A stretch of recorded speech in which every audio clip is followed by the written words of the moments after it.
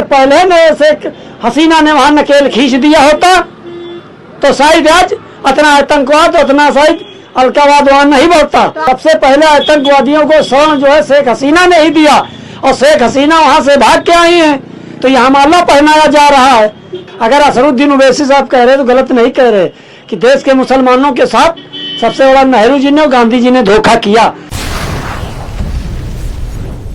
नमस्कार, मैं हूं तानिया कसौधन और स्वागत है आपका ग्राउंड जीरो भारत में। आज हम मौजूद हैं उत्तर प्रदेश की राजधानी लखनऊ में, और यहाँ पर आज जो हम मुद्दा लेकर के आए हैं वो मुद्दा इतना गंभीर है कि इस पर सिर्फ भारत में ही नहीं बल्कि विदेशों पर भी चर्चा हो रही है। क्यों? क्योंकि ये मुद्दा है बांग्लादेश से जुड़ा हुआ, हिंदुओं से जुड़ा हुआ, मुस्लिमों से जुड़ा हुआ और आस्था से जुड़ा हुआ। जी हाँ, अब देखा गया है कि बांग्लादेश में कई दिनों से हिंसा हो रही है। ये हिंसा काफी समय से चलती चली आ रही है। जो हिंदुओं के साथ वहां पर हो रहा है वो सभी देख रहे हैं, और कहीं ना कहीं जो हकीकत है कि अगर हिंदू मुस्लिम भारत में होता है, ऐसा लोगों का कहना है कि यहाँ पर भारत में हिंदू मुस्लिम के पक्ष में लड़ाई हो रही है, लेकिन जो बांग्लादेश में हो रहा है वो आखिर क्या है? वो हिंदू मुस्लिम है, पक्ष विपक्ष है, या फिर क्या है? क्योंकि जब से बांग्लादेश में ये शुरू हुआ है और जब से शेख हसीना यहाँ भारत में आकर के वो शरण ली थी, उसके बाद से हिंदुओं पर और भी ज्यादा अत्याचार हो रहा है। अब इस्कॉन मंदिर पर भी बात आ गई है और वहां के मंदिर को तोड़ा जा रहा है। कल ही वहां पर मूर्तियां जलाई गई हैं, साथ ही वहां के पुजारी को भी पहले गिरफ्तार किया गया था। तो ये सारा मुद्दा है और आज हम इस पर चर्चा करेंगे और लोगों से जानेंगे कि आखिर उनकी क्या राय है इस मुद्दे को लेकर के। वो क्या चाहते हैं कि ये सब जो हो रहा है उसे समाप्त करना चाहिए, या फिर इसी तरह से ये जो सिलसिला चल रहा है हिंदुओं के साथ अत्याचार का, ये यूं ही चलना चाहिए, या फिर सरकार को कोई एक्शन लेना चाहिए। तो सर, सबसे पहले हम आपसे पूछना चाहेंगे, आपको क्या लगता है कि ये जो बांग्लादेश में हो रहा है हिंदुओं पर अत्याचार और ऊपर से इस्कॉन मंदिर के ऊपर इस तरह से हमले, ये क्या है और आपको क्या लगता है कि किस तरह की राजनीति है? ये बहुत घिनौनी राजनीति है।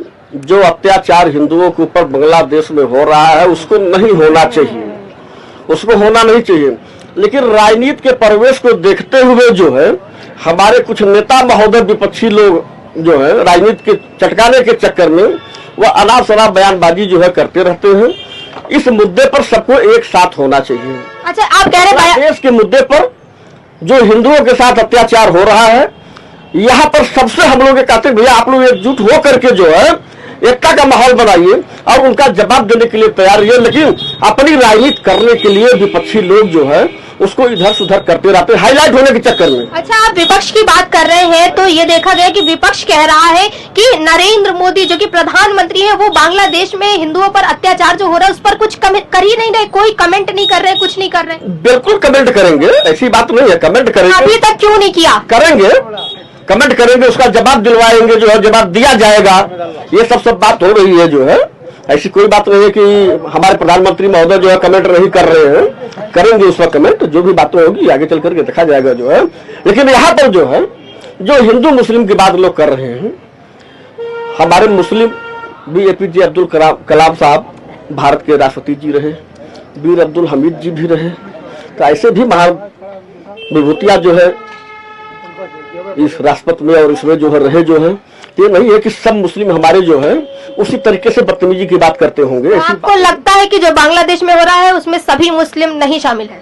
नहीं, सब मुस्लिम कैसे, हर जगह सब मुस्लिम, या किसी को जो है यही 10 आदमी है तो क्या 10 आदमी बवाल में शामिल हो जाएंगे?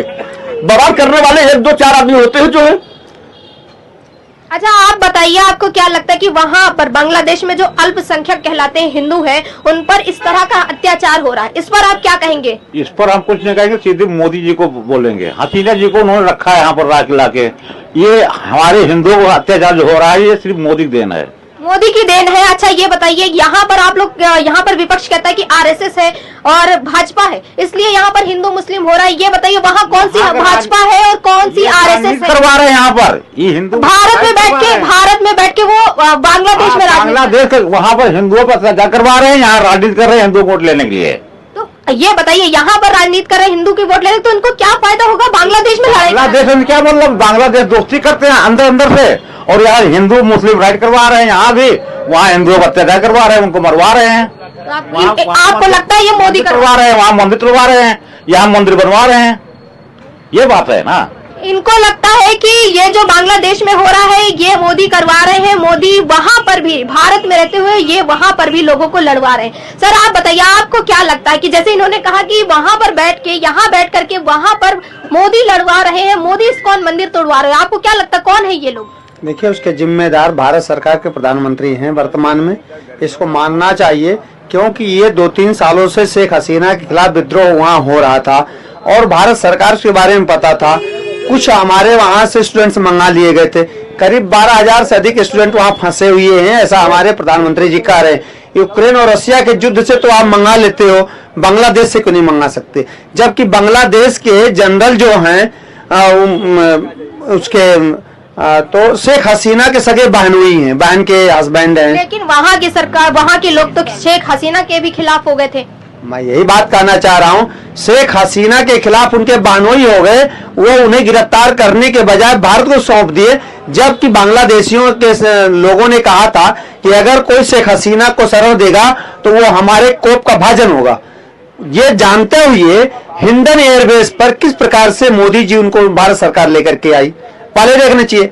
सरकार यहाँ किस पार्टी की है, किस पार्टी की है बताएं? अच्छा ये बताइए, आप सरकार की बात कर रहे हैं, हम जो अत्याचार हो रही है, जो अत्याचार हो रही है हम उसकी बात बताइए। मैं वही बात कह रहा हूँ ना, जब अंतरराष्ट्रीय स्तर पर कोई होता है तो सरकार का दायित्व होता है, और सरकार भारतीय जनता पार्टी की है।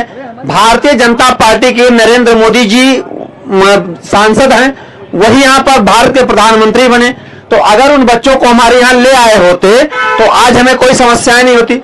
दूसरी बात, अगर शेख हसीना को यहाँ संरक्षण न दिया गया होता, उनका बड़ा प्रिय मित्र था अमेरिका, अमेरिका ने मना कर दिया कि हम आपको नहीं देंगे, तो वहां पर तो नहीं मारे जा रहे हैं अमेरिकी लोग। इस्कान की बात करते हैं, इस्कान तो भारत का तो है नहीं, इस्कान तो न्यूयॉर्क में उसके ऑफिस बना हुआ है, तो जब न्यूयॉर्क बना है तो वहां की अमेरिका की सरकार को उस पर हस्तक्षेप करना चाहिए, क्यों नहीं करती है? तो आप सवाल उठा रहे हैं बीजेपी पर, जबकि भारतीय जनता पार्टी के सांसद और भारत के प्रधानमंत्री नरेंद्र मोदी जी ट्रंप का जो है इलेक्शन कैंपेन करने जाते हैं वहां पर। ये बताइए कि बांग्लादेश में जो अभी हिंसा हो रही है, हिंदुओं के साथ जो अत्याचार हो रहा है, उस पर आप क्या कहेंगे? ये कौन करवा रहा है?